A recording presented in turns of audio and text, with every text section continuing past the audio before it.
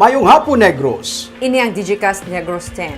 Ang nagapanguna nga napulo ka mga balita sa Negros ang amon ni kadulong sa inyo. Update niyo kami via Facebook, YouTube, kag sa amon nga website www.digicastnegros.com. Kag sarama kami malantaw sa Kika Channel 11 sa Kabangkalan City, Himamaylan City, kag Banwasang Ilog. Kag yari na ang top 10 nga mga balita sa Negros subong adlaw. NPA nagpagawa sa aktual na video sa pagsunog sa mga bako sa Ibim, Magalona. May mga LGU temporaryo indianay magbaton sa mga turista. Sa Silay City, katapos ang progresibo nga grupo, gintiro sa riding in tandem, patay. Bagyo nga bising, nakasulod na sa par. Kag sa tripping ni Ruming, at madiskubriyon kung di ining popular sa karon nga matinaw nga suba. Litanan sa Digicast Negros X.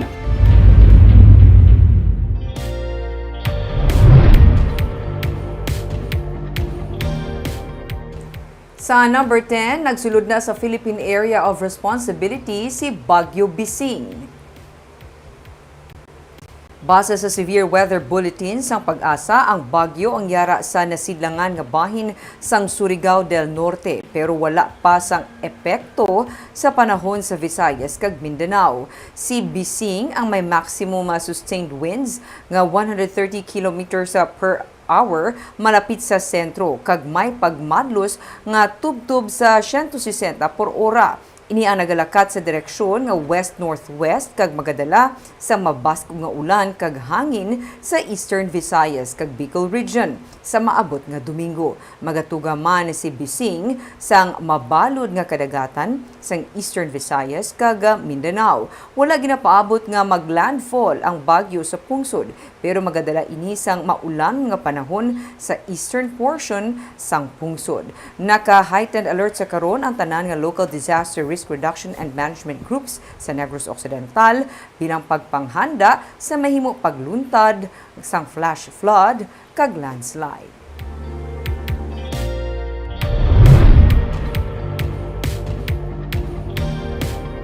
Sa number 9, sa Sipalay City, isa ka lalaki ang patay matapos makainom sang duga, sang tanom nga makahililo. Nasapuan na lamang nga wala na sang kabuhi sang iyang magulang ang 24 anyos nga si Jessie Malyosa sa sulod sang payag sa barangay Kabadyangan sa sudad sang Sipalay. Nakita sa tupad sang biktima ang tubli nga tanom nga ginasiling isa ka poisonous o kun makahililo nga sahi sang tanom. Ginpahayag sang utod sang napatay nga posible gininom sang iya nga manghod ang duga sang tanom. Bangod damlag pa, iya iniluyag nga tirawan agud mahibaluan kun bala makahililo gid man. Wala man sa may nakita nga foul play ang PNP sa kamatayon ni Malyosa.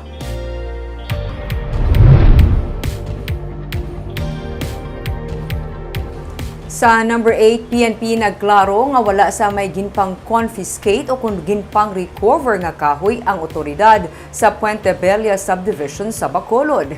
Gani sila lang ang nagresponde sa reklamo sang isa ka private citizen. Ginklaro ni Police Station 6 Commander Major Leo Estopa nga wala sang confiscation nga natabo sa bahin sang kapulisan o kun sang DENR kag wala man sang coordination gikan sa DENR para i-recover ang mga kahoy nga ginaalegar gikan sa mga ginpang-utod nga kahoy sa Old Airport kag nakitaan nga yara sa bahin sang Puente Bella Subdivision sa Barangay Takuling. Si Estopa nagsiling nga sila ang nagresponde lang sa reklamo nga trespassing kag coercion sa isa ka private individual nga nagreklamo sa mag-amay nga kaingod nga iya o kung sa kaingod niya kag ginasiling nagsarahe sa mga kahoy sa iya sini nga private lot. Iya naman ginpakakas ang ini nga mga kahoy.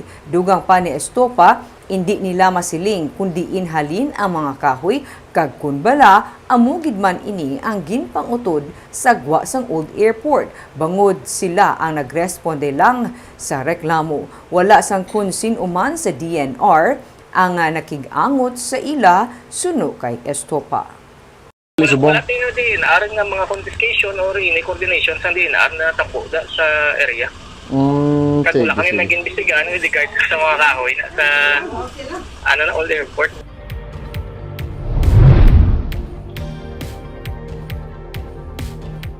Sa number 7, NPA nag-ako sa pagpatay sa isa ka barangay tanod sa Banwasang Ibi, Magalona. Patay na sa masapuan Martes ang gabi sa barangay tanod nga si Elmer Hortensio sa katubuan sa bahin sa Hacienda Margarita sa barangay Kunsing sa Ibi, Magalona. Sa investigasyon sa Ibi, Magalona PNP, si Hortensio ang ginabdak sa mga armado nga persona hapon sa Martes kag pagagabi siya ang nasapuan na lang nga wala nasang kabuhi. Sa statement kag ginpagwa sa Roslyn Jean Pele Command, Northern Negros Guerrilla Front sa New People's Army, ilagin ako ang pagpatay sa kay Hortensio kasubong man ang pagsunog sa 3 ka mga backhoe sa Banwasang Lunes. Ginpahayag sang NPA nga ang barangay tanod ang active agent sang 7th Intelligence and Security Unit sang Philippine Army, kag siya man ang isa ka enkargado kag farm labor contractor, kabangdanan nga siya ang gintarget sang rebelde nga grupo.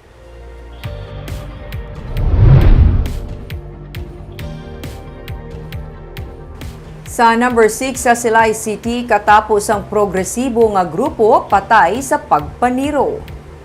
Patay ang 33 anyos nga tricycle driver nga si Jesus Pason Jr. matapos tiruhon sang riding in tandem sang kahapon sa barangay Mambulak sa siyudad sang Silay. Sa investigasyon sa Silay PNP, si Pason ang nagasakay lang sa iya depasahe nga tricycle sang siya ang tiruhon sa likod sang iya ulo sang wala pa makilalan nga riding in tandem nga nagasunod sa iya. Gindala pa sa ospital ang biktima pero siya ang napatay. Suno kay Lieutenant Colonel Robert Petate, hepe sang Silay PNP, isa sa anggulo nga ginalantaw karon sa PNP amo ang affiliation ni Pason sa progresibo nga grupo. Si Pason ang miyembro sang Kadamay Negros. Mabasog naman nga ginakondenar sang grupo nga Karapatan Negros ang pagpatay kay Pason.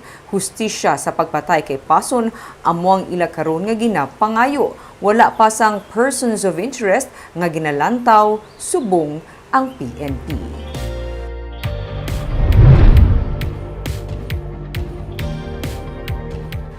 Sa number 5, padayon ang pagsaka sang local cases ng COVID-19 sa syudad sa Bacolod. Kahapon gid lamang 81 ang gindugang nga mga kaso. Isa diri ang isa ka tuig nga bata nga close contact.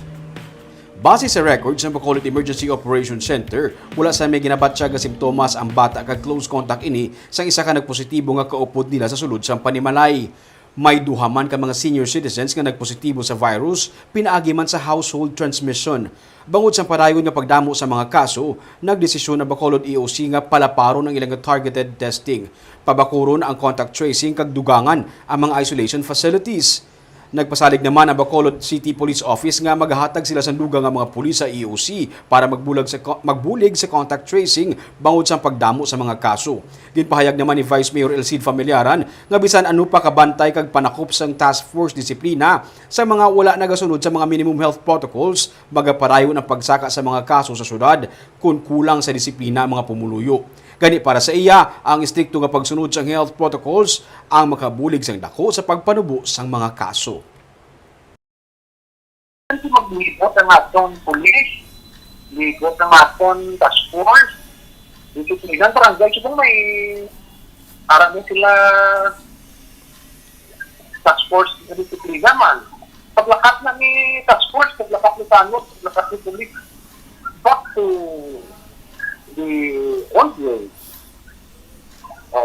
Ang aton ang solution is cooperation.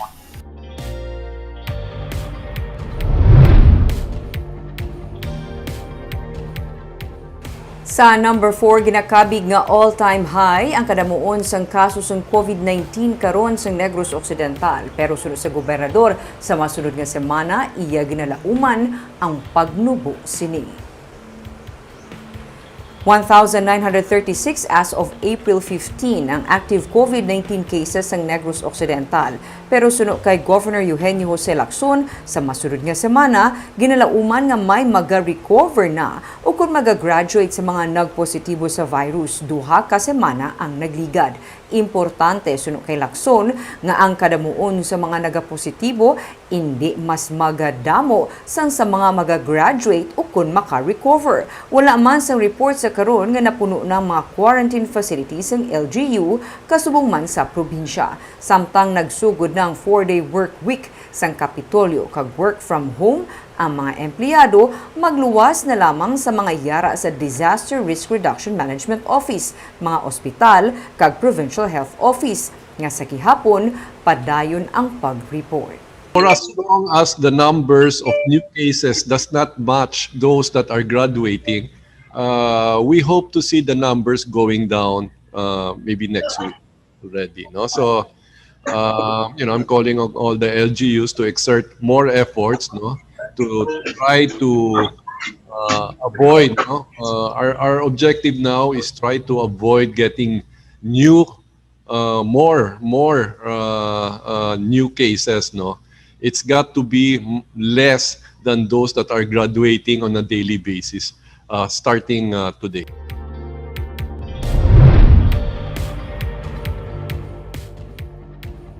Sa number 3, sa karon wala sang lihok gikan sa mga opisyalis sa Western Visayas nga palawigon o kung i-extend ang travel moratorium padulong sa Region 6. Kani sunod sa kay Negros Occidental Governor Eugenio C. Lacson, sa Abril 20 ginalauman nga magabalik na ang biyahe sa eroplano kag mga barko gikan sa mga lugar sakop sang NCR Plus, Cebu kag Davao. Wala man naaprubahan ang mandatory swabbing sa mga traveler padulong sa Negros Occidental. Nagaayo na lamang si Lacson sa mga magasulod sa probinsya nga ipaidalom ang ilang mga kaugalingon sa swab test. Sa ining pamaagi suno sa kay Lacson, mapunggan ang pagtaas ang kaso sa COVID-19. Sa yadtong mga magasulod sa Negros Occidental nga gusto magpaidalom sa swab test suno sa kay Lacson, hindi na kinahanglan pa ang negative RT-PCR test result. So, I'm really appealing na lang to the Negrenses and our visitors who have to come to Negros to allow themselves to be swabbed. This is for the welfare of the general public. On the 20th, I think the flights will resume, and we now have to accept all categories.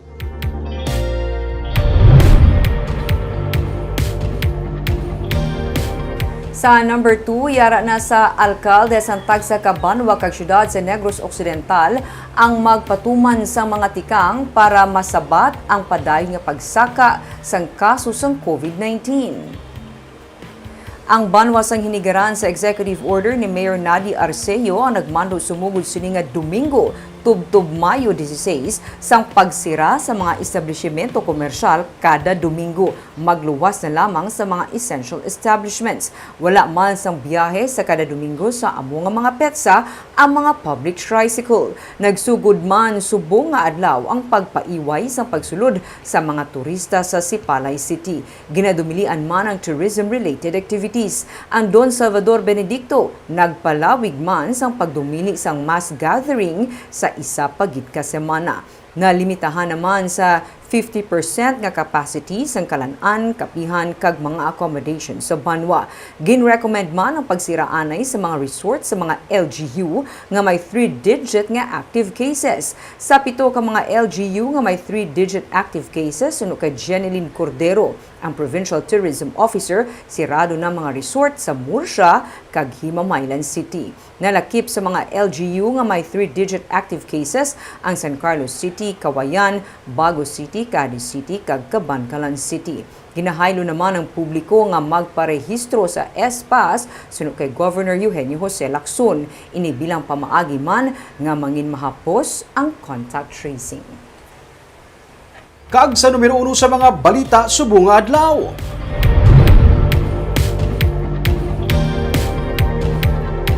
NPA nag-ako sa pagpangsunog sa mga backhoe sa banwasang Ibim, Magalona. Mayara pa sila sa aktual nga video sa pagpangsunog sa mga heavy equipment. Samtang alkalde sang Silay nagpahayag nga wala siya sang quarrying business. Yaring report. Sa video, waging padala sang Roslyn Jean Failure Command sa New People's Army sa Digicast Negros, makita ang aktual nga pagsunog sa mga backhoe Lunes ang gabi. Base sa statement ni Cecil Estrella, ang spokesperson sa grupo, ilagin sa ilutan ang quarry operation ni Mayor Mark Goles ng Silay City, bangod sang ilagin na aligar, halit sini sa palibot nga nagresulta sa pagbaha sa syudad. Sa statement sa grupo, ilagin na aligar nga nagagamit sang iyang impluwensya ang alkalde para maglapas sa manubuong standards ng gobyerno sa environmental compliance. Kaupod kuno sang alkalde ang iyang mga business partners sa pagpangutkot sa balas kag bato. Ginasiling sa grupo nga ang mga quarry site ang nahamtang sa Hacienda Vista Alegre, Barangay Ilope sa Silay City. Pero damlag pa, ginpahayag sa PNP nga ang mga lugar ang sakop na sang Sitio Buenos Aires, Barangay Kunsing sa Ibi, Magalona. Paatag ni Mayor Goles, hindi iya ang mga ginpangsunog o equipment kag hindi man siya quarry operator. Kag wala man siya gani sa may ginapadalagan nga negosyo nga quarrying. Una sa tanan, gusto ko klarohon, kag ipalimton sa inyo nga wala ako ni isa ka quarry operation nga narehistro sa akon ngalan. Okay.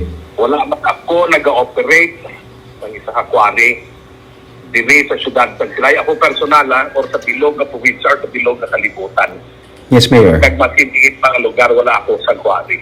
Sa report sa PNP, ang mga backhoe ang ginapanagiyahan ng Cookie Benedicto kag Ryan Villan. Sa record ng Environment and Natural Resources Office ang Ibi, Magalona, nakapangalan kay Jaime Goles ang quarry operation sa among lugar. Sunod sa kay Mayor Goles, kung may negosyo ang iyang amay sa banwas ang Ibi, Magalona, iya ini personal nga negosyo kag wala siya nagapasilabot. Now, if he has a quarry permit in EB Magalona, that is between him and EB Magalona. Pag kung ang balon mo yan nag-issue ko quarry permit niya, wala ko yan nag-issue unwarranted benefit siya. Okay. Kung may ara mag-issue sa quarry permit, I'll tell you, ang amay ko wala naga-illegal. Naalarma ang alkalde sa among insidente kag iya ginakondina ang iya ginakabig nga pintas kag bayolente nga buluhaton sang grupo. Gani ako, Romeo, ginakondinar ko ang pintas kag bayolente nga mga buluhaton sang tanan nga mga grupo nga nagahimo sang illegal nga mga aktibidades. Lakip na gid sa pagsunog sa mga backhoe sa EB Magalona. Martes ang gabi, sanggit pang sunog ang 3 ka mga backhoe sa lugar. Sunod sa mga residente, may gin-set up nga checkpoint ang may kapin sa 30 ka mga armado nga grupo malapit sa lugar nga natabuan sang pagsunog. Para sa rebelde nga grupo, sa natabo nga pagpangsunog, natagaan nila sa hustisya ang mga ginbaha sadtong Enero 1. Pero sunod sa kay Goles, hindi ang quarrying ang dapat basulon sa natabo nga pagbaha. Kay kada napulo ka tuig, ginabaha ang silay tugas ang climate change nga ang may kahimuan mga tawo. Kag sa tripping ni Ruming, mainit kag mapahang ang panahon. Ano ang namin nga himuon? Ang suggestion namon, maligo sa suba, mabugnaw kag hindi parat sa mata. Makapahunay-hunay ka pa kag menos gastos. Pero syempre, matinaw kag matino dapat ang tubig sa suba. Makadala ka sa pagkaon, makasugba-sugba. Pero dapat, layo man sa isa kag isa para likaw sa latnanay sang balatian. Ang pinakanami nga parte, pwede makadive sa suba.